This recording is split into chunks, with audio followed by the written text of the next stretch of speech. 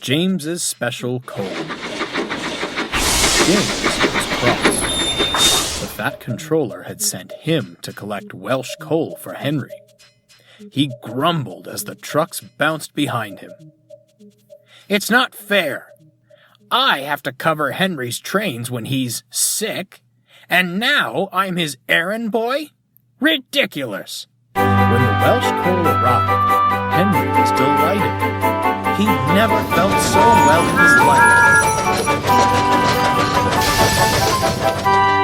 The fat controller had signs placed near the coal bunker, which read, "Special Welsh coal, for Henry only." The other engines understood and respected this.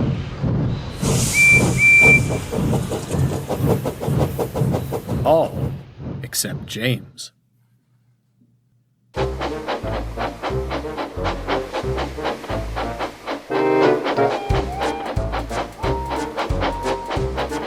"Look at him, swanking about," James complained to Edward. "I fetched it for him, and I don't even get a thank you." "I'm sure it's appreciated," Edward smiled. "I must admit that coal has done wonders for Henry. Imagine what it might do for us." Edward meant this in jest, but James smirked. I wonder. "Get that idea out of your smokebox," frowned Edward. "You know full well not to take that coal. Poor Henry has suffered enough. He doesn't need you pilfering the one thing that's making him better." James said nothing more, but he began making a plan.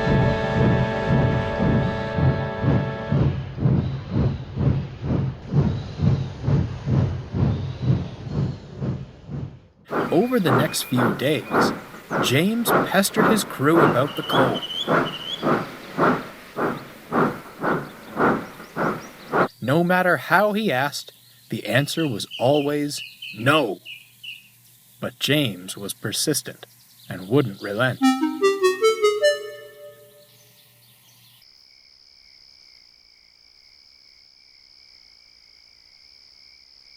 "He's insufferable," grumbled the driver.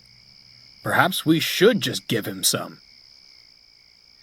"You know we can't," sighed the fireman. Then an idea struck him.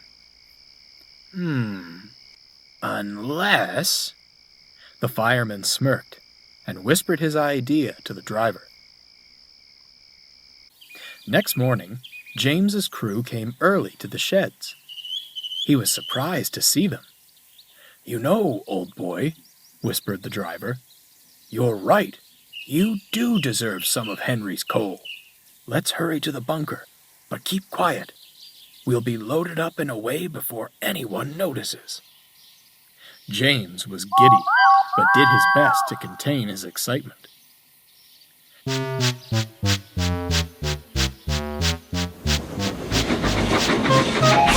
backed down to the coal. He couldn't see what his fireman was doing, but he didn't give it a second thought.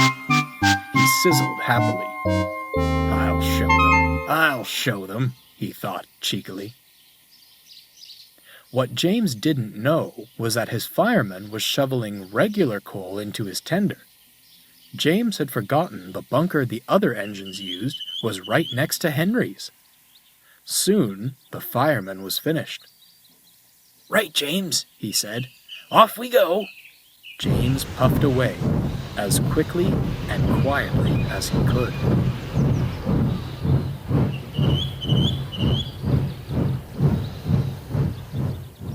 He arrived at the big station full of pride.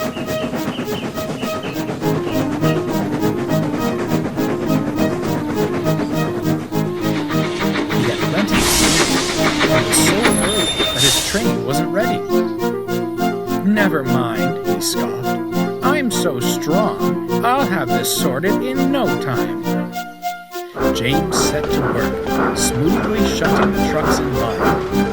The trucks were surprised, but didn't want to jeopardize the newfound respect they were receiving.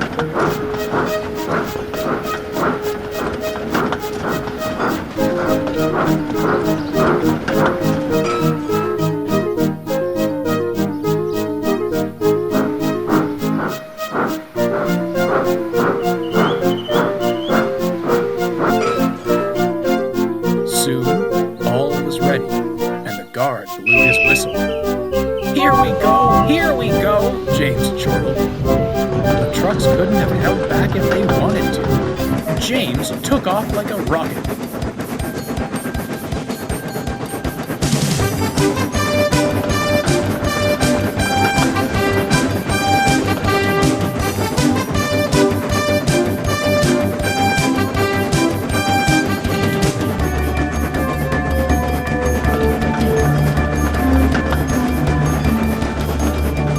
James sped down the line. Hillsides and houses were a blur, and children pointed in amazement as he passed. "Perhaps this wasn't such a good plan," remarked the fireman. The driver, trying to keep his balance, said nothing. James was early at every station, made no fuss about shunting, and seemed to leave as quickly as he came. Every passing engine was quite surprised.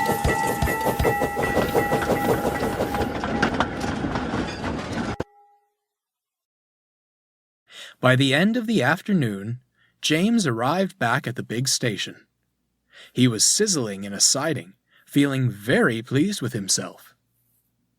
"Couldn't be better," he smirked. "Why waste that special coal on an engine like Henry when I make much better use of it?" "I beg your pardon?" James gulped. Walking towards him was the Fat Controller. "I had come to congratulate you on your fine work today," he rumbled. "But it appears we have another matter to address." "As far as I'm aware," continued the Fat Controller, "only Henry is permitted to use that coal. Now, is your name Henry?" No, sir, it isn't." "Then why did you take that coal?" At that moment, James's crew appeared. "Pardon me, sir," said the fireman, "but you've got it all wrong." By the time he'd explained the trick, James was aghast. "So, all day I've been using regular coal?" The driver, fireman, and even the Fat Controller burst out laughing. James blushed. "Well, James," smiled the Fat Controller, "I must apologize for my previous assumption. You did do a splendid job today. Hard work does not go unappreciated on my railway." He paused. James grinned in anticipation. "As such, you will continue with Good's work for the remainder of the week." James was speechless. "Now that we know what you're really capable of, it should prove no challenge for you. Besides," finished the Fat Controller, "I'm sure it will dissuade you from any further schemes of taking Henry's coal." James did stay on Good's work.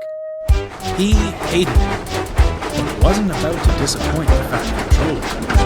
He worked hard all week, and was thankful it was over.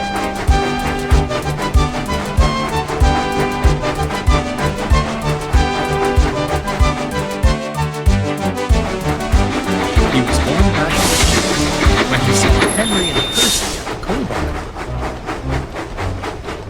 "You know, Henry," giggled Percy, "this coal makes me feel stronger than ever." "Sounds to me like you've taken James's special coal," laughed Henry. James said nothing.